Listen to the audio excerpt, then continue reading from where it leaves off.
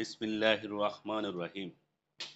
আমি এই নগরীর শপথ করি এবং এই নগরীতে আপনার উপর কোনো প্রতিবন্ধকতা নেই। শপথ জনকের ও যা জন্ম দেয়। নিশ্চয়ই আমি মানুষকে সমনির্ভর রূপে সৃষ্টি করেছি। সে কি মনে করে যে তার উপর কেউ ক্ষমতাবান হবে না? সে বলে আমি প্রচুর ধন সম্পদ ব্যয় করেছি। সে কি মনে করে যে তাকে কেউ দেখেনি? আমি কি তাকে দেইনি চক্ষুদ্বয়, জিহ্বা ও উষ্ঠদয়?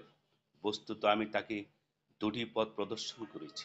অতঃপর সে ধর্মের ঘাঁটিতে প্রবেশ করেনি। আপনি জানেন সেই ঘাঁটি কি? তা হচ্ছে দাস মুক্তি, অথবা দুর্ভিক্ষের দিনে অন্নদান, এতিম আত্মীয়কে অথবা দূষিত মিসকিনকে। অতঃপর তাদের অন্তর্ভুক্ত হওয়া যারা ঈমান আনে এবং পরস্পরকে উপদেশ দেয় সবরের ও উপদেশ দেয় দয়ার, তারাই সৌভাগ্যশালী। আর যারা আমার আয়াতসমূহ অস্বীকার করে তারাই হতভাগা। তারা অগ্নি পরিবেষ্টিত অবস্থায় বন্দী থাকবে।